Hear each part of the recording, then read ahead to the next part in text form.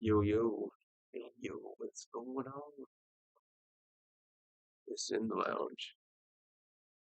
Gonna beat the old band playing. So, sitting here, I grabbed this book that I've bought and I haven't fucking looked at, and it's called 101 Essays. And it's not Mexican people. It's like writing stuff, I believe. I believe. I haven't read the book though, so but I'm thinking this word doesn't mean what I think it might mean.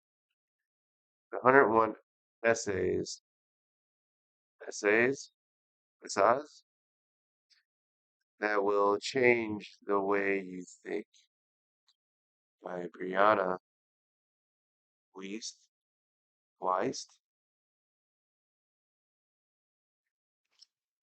And it was funny. I was reading the introduction, and she first discussed about some doctor's book, and it was. I was like, wait a minute, Brianna's a he, and then I was like, oh, no. So I'm gonna read this book through in the lounge here, see what we can get out of here. So chapter one here says conscious behaviors that are keeping you from having the life you want.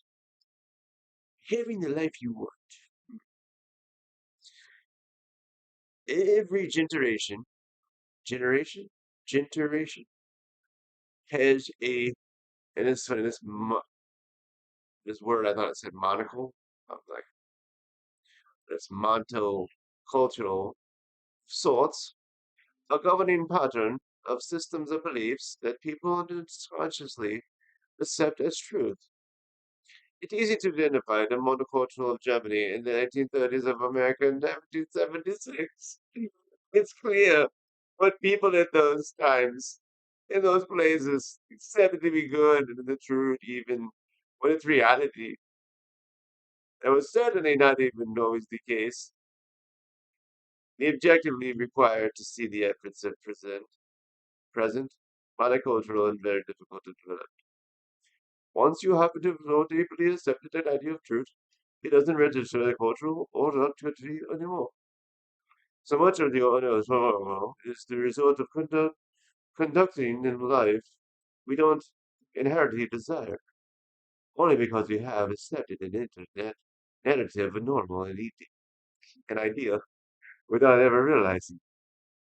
The fundamentals of even given multicultural tend to surround what we should be living for nation, religion, self, etc.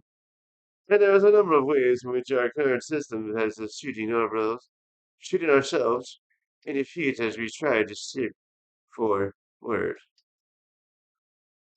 That's so weird. They split forward up. Here, eight.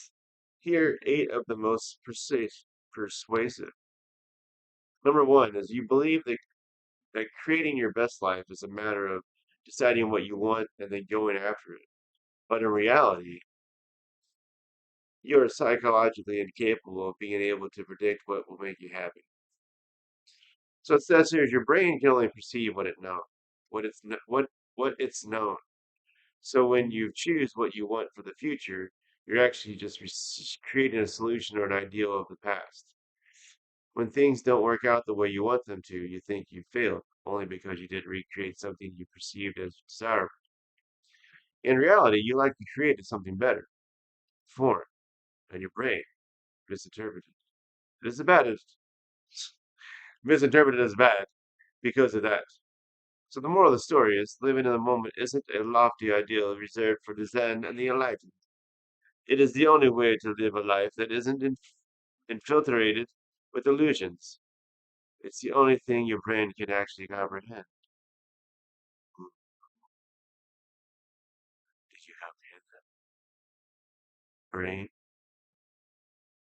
comprehension. Number two. You explorate, I love it, This is extrapolate the present moment because you believe the success is somewhere you arrive, so you are constantly trying to take a snapshot of your life and see if you can be happy yet. You conceive yourself, hmm, you conceive yourself that any given moment is representative of your life as a whole. Because we're wired to believe that success is somewhere we get to when goals are accomplished and things are completed. We constantly measure our present moments by how finished they are, how good the story sounds, how someone else would judge the ev- elevator speech. Ooh, I love it. We find ourselves thinking, is this all there is? Do you? Who knows that? This is all there is. Is what? All of what? Food? Chicken skins? Chicken skin diet? Oh, because we forgot that everything is transitory, transitory, and no one single instant can summarize the whole. There is nowhere to arrive to. The only thing you're rushing toward is death. Accomplishing goals is not success. How much you expand in the process is. I'm gonna do number three, and then we'll call this a day. Number three. Number three. Number three. Oh, number three. Number three. Number three means you.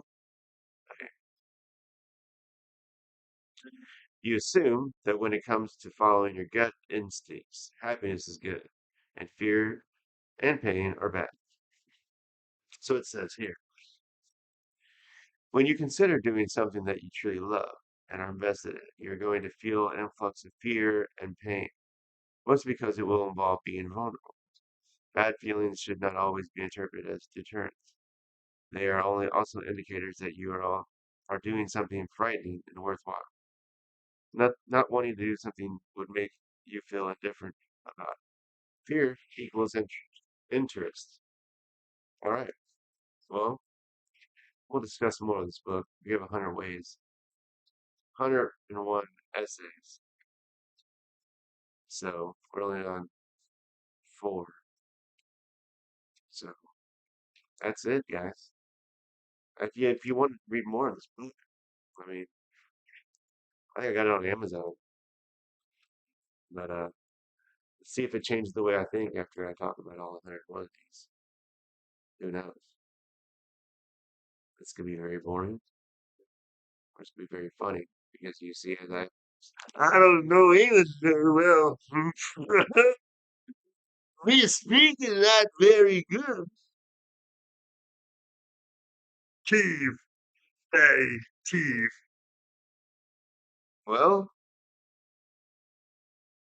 see y'all down the road. Like, share, and subscribe. Press the T-Stat. Ah! Oh, Asher. Oh, buddy. You're like, this fucking idiot, buddy. Going down.